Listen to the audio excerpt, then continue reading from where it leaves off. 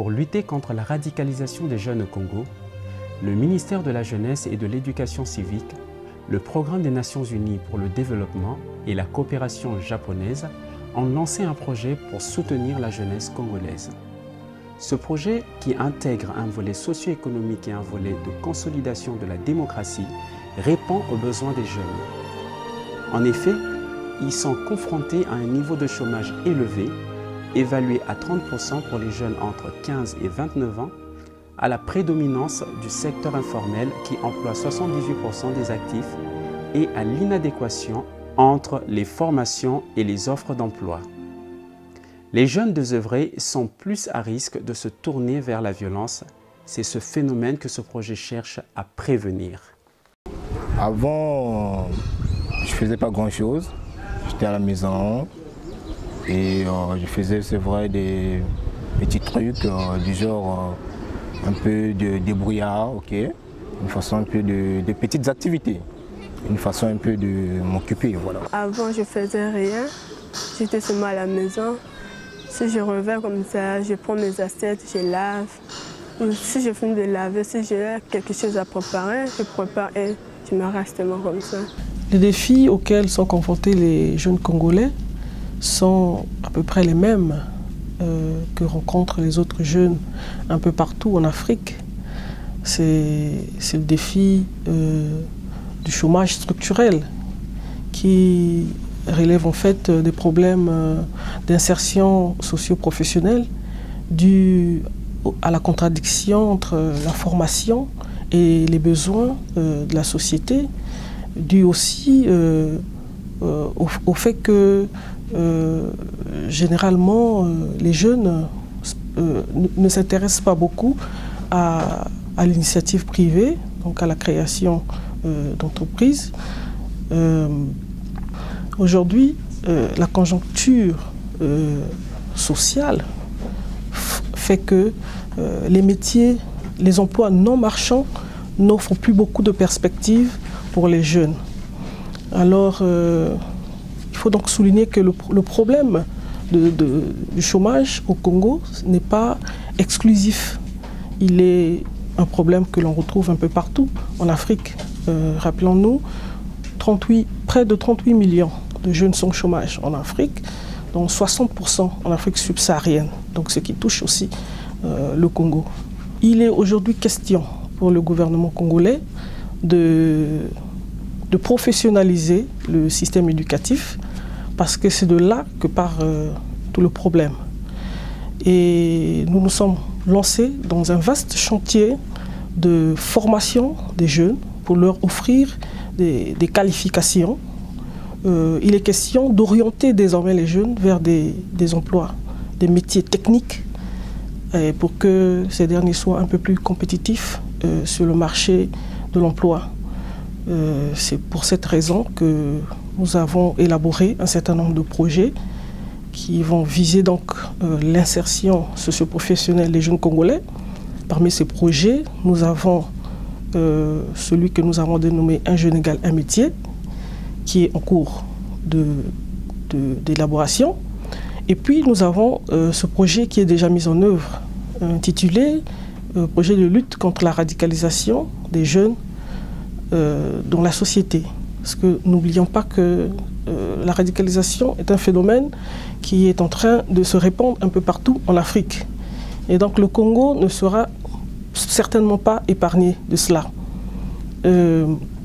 Les études ont aussi révélé que environ 40% des jeunes qui s'orientent vers la radicalisation, notamment le terrorisme et tout, sont souvent motivés par des raisons liées au manque d'emploi. Donc c'est pour ça que nous avons tenu à mettre en place ce projet de lutte contre la radicalisation qui a commencé à Brazzaville par la formation d'environ 300 jeunes dans un premier temps. Ça, c'est une phase pilote. 300 jeunes aux petits métiers qualifiants, de courte durée, mais très qualifiants. Et aussi, environ 500 jeunes vont être formés à l'entrepreneuriat. Et nous visons d'élargir ce projet à l'intérieur du pays Par exemple, la prochaine étape, ce sera le département de la Cuvette. Ensuite, nous allons poursuivre la mise en œuvre de ce projet. Aujourd'hui, nous avons mis en place ce projet de lutte contre la radicalisation des jeunes dans la société avec l'apport du programme des Nations Unies pour le développement et aussi avec la coopération japonaise qui nous appuie depuis toujours et nous espérons qu'ils vont poursuivre cet accompagnement.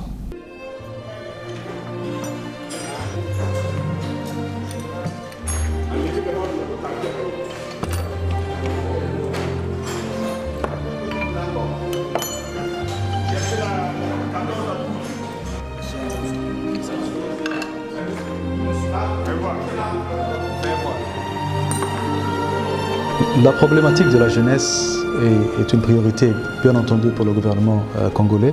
Nous avons commencé depuis début 2015 une série de réflexions avec la partie nationale, avec le gouvernement congolais, autour de la problématique de la jeunesse, pour voir quel type de soutien nous pouvons apporter.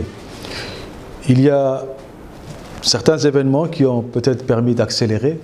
Vous vous rappelez, en 2015, quand il y a eu le match de foot et les violences qui ont suivi le match de foot ici même à Brazza. C'est à ce moment-là qu'on s'est mis ensemble de nouveau avec le gouvernement congolais pour voir quel type de réponse nous pouvons apporter à ce type de défi. Nous avons eu la chance à ce moment-là de réaliser que le gouvernement japonais était très intéressé pour financer toute une série dans le cadre d'une initiative régionale qui couvre tous les pays sahéliens mais qui arrive jusqu'au Cameroun, c'est-à-dire aux portes du Congo, pour s'assurer que cette jeunesse qui très souvent n'a pas d'emploi ne puisse pas être la proie de ces gens qui les recrutent pour faire les choses que vous suivez tous à la télévision, ce type de violence. Et donc nous avons initié ce projet, nous l'avons soumis ensemble au gouvernement japonais et c'est avec grande joie que nous avons appris que le financement a été mis à la disposition du gouvernement congolais. Il y a deux grandes composantes à ce projet. La première, c'est tout ce qui est relatif à l'éducation civique, aux notions de vivre ensemble, à éduquer les jeunes sur les questions de démocratie, pour que justement ils puissent intégrer ces valeurs-là et combattre, comme on dit, tout ce qui est tous les antivaleurs. La deuxième composante qui est tout aussi importante, c'est un peu les aspects liés, on appelle un peu socio-économique, c'est donner de l'emploi aux jeunes. Donc soit c'est à travers des formations en métier, soit c'est des formations à l'entrepreneuriat. Donc on utilise différents partenaires. Et si je prends l'exemple de l'entrepreneuriat, une fois que les jeunes ont été formés, il ne suffit pas de s'arrêter là. On ne forme pas, puis on ne s'arrête pas là. On leur donne également les moyens par la suite de continuer à monter leurs propres entreprises pour que peut-être à leur tour, ils puissent devenir des employeurs. Pour la première composante, on visait à peu près 3000 jeunes. Mais je pense qu'on va aller bien au-delà de ça. Pour la deuxième composante, nous avions un objectif aux alentours de 500 jeunes, mais nous sommes déjà en train d'aller au-delà de cet objectif. Les jeunes sont formés aux métiers professionnalisants.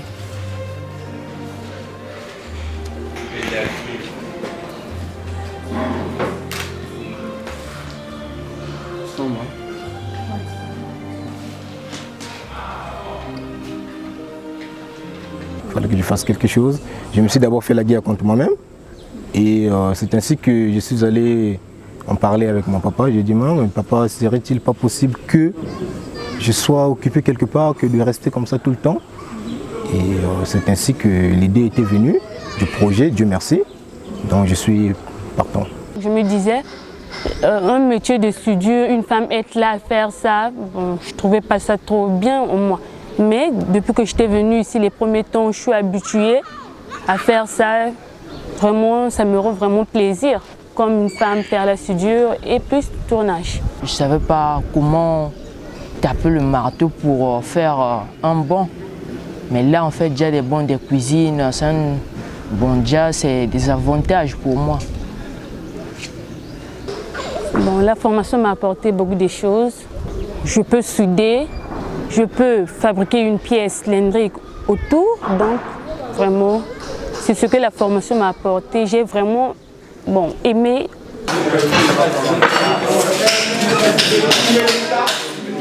On a plus de garçons, mais les filles sont intéressées. Actuellement, vous savez que les filles veulent faire, elles appellent ça le métier des hommes. Maintenant, les dames sont intéressées. On a quand même des filles très courageuses. Ça va, on les encourage et ça se passe bien avec ces filles-là. Je dois le dire, j'ai été très ému de voir toutes ces jeunes filles surtout, et les jeunes garçons. Je parle des jeunes filles parce que l'objectif de projet, on essaye vraiment de faire une égalité totale, au moins de 50% de jeunes filles, de voir qu'ils s'intéressent maintenant au métier que les garçons sont en train de faire. Et je crois que c'est quelque chose qui est formidable et que nous devons continuer.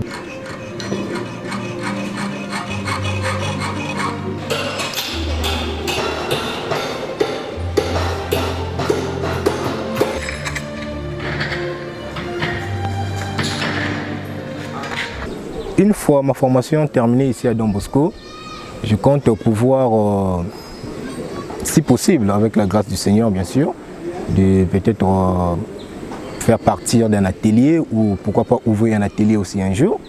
D'autres jeunes sont formés en entrepreneuriat. On t'a demandé qu'en partie d'entreprise, il y a toute une réalité qui se présente. Il faut intégrer de l'électricité, même si tu es chez les parents, mais ils vont te dire écoute.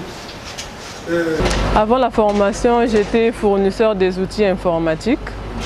Et là, comme je veux augmenter ma production, voilà pourquoi j'ai déposé mes dossiers. Cette formation est très fondamentale. Très fondamentale à tel point que je recommanderais que les autres jeunes qui n'ont pas eu la chance de participer à cette première promotion puissent finalement en bénéficier. Avant de participer, je ne connaissais pas comment peut-être faire la comptabilité parce que je n'ai jamais fait la comptabilité. Tout ce qu'on nous apprend ici, je ne l'ai jamais fait. C'est ici que j'apprends des business plans, les marketing et les coaching. On avait fait comptabilité à l'école, mais on minimisait cela. Mais on nous a montré l'importance de la comptabilité dans une entreprise. Honneur, en quelque sorte, ne veulent pas s'exposer pour qu'on sache qu'eux ne savent pas soit utiliser l'ordinateur ou un truc. Donc, cette formation est en train de permettre à certains jeunes de revoir leur projet et d'autres ils sont obligés de changer de projet parce qu'ils se sont rendus compte qu'à travers la formation, que ces projets étaient soit trop farfelus, bien soit n'étaient pas réalistes. Donc la formation leur permet de comprendre. Donc c'est un grand remerciement au niveau des Japonais qui nous ont donné cet argent pour permettre de donner à ces jeunes cette formation, mais aussi au niveau du PNUD, de nous avoir sélectionné en tant que le forum. Donc ça aussi, un grand remerciement et au ministère qui nous a fait confiance pour nous confier ces jeunes. Et nous espérons qu'à la fin de ces formations, ils vont être vraiment déjà des entrepreneurs, comme on dit entre griffes. En théorie, s'il faut bien. Je compte finalement lancer mon projet. J'ai une idée sur la création d'un café-resto. Donc j'ai eu à faire pendant mes études, pendant que je faisais les études, c'est ce que j'ai eu à faire et donc je maîtrise très bien ce secteur. Donc j'aimerais bien finalement relancer ça parce que c'est ce que je faisais. J'aimerais un peu relancer ce secteur et je crois que ça marchera. Il a bien identifié le projet de départ. Dans son secteur, les gens vont jusqu'à 5 km pour aller naviguer. Il a compris. Il y a un projet de fourniture, de services d'internet. Là, il va annexer avec la formation, avec un peu d'autres services bureautiques. Ce que nous avons réussi, c'est ensemble avec le gouvernement créer un grand partenariat autour de la question de la jeunesse. Donc nous sommes en train de travailler avec beaucoup d'organisations de la société civile. Nous sommes en train de monter un partenariat également avec le secteur privé. Nous sommes en train de travailler également avec les autres agences du système des Nations Unies parce que vous savez, nous avons chacun ce qu'on appelle nos avantages comparatifs. Donc nous travaillons par exemple avec l'UNESCO dans le cadre de ce projet. Pour ce qui concerne les questions de sensibilisation, on utilise les radios communautaires. Donc ils ont l'expertise et nous travaillons avec eux. Nous travaillons avec le Forum des jeunes pour les questions d'entrepreneuriat. Nous travaillons avec Don Bosco pour la formation en métier. Donc nous sommes là à la disposition du gouvernement, nous sommes là à la disposition du ministère et de la jeunesse congolaise pour le succès de ce projet. Nous pensons qu'avec ce projet qui va leur donner des formations qualifiantes, ils pourront être plus compétitifs sur le marché de l'emploi. Ils auront quelque chose à proposer sur le marché de l'emploi. Et nous espérons qu'avec ce projet, qui va se poursuivre d'ailleurs à long terme, nous espérons qu'au bout de quelques années, nous allons résorber le problème de chômage et le problème de défaut de formation qui ne s'allie pas avec les besoins de la société. Et nous comptons transformer notre société pour que chaque jeune devienne coopératif, chaque jeune devienne créatif. Et c'est ce que nous voulons donc apporter aux jeunes. Et pour nous, ce projet est très salutaire parce que déjà, il rencontre la vision consacrée dans la marche vers le développement, qui est notre repère. Là-dedans, il est question, dans la vision du chef de l'État, il faut préparer les jeunes à l'emploi par la formation qualifiante. Donc au bout de 5 ans, si nous n'exagérons pas, peut-être 10 ans, nous allons avoir une société totalement transformée. La société congolaise sera donc constituée d'entrepreneurs, de jeunes qui vont donner de l'emploi à d'autres jeunes, des jeunes qui vont se prendre en charge, des jeunes qui vont s'auto-employer.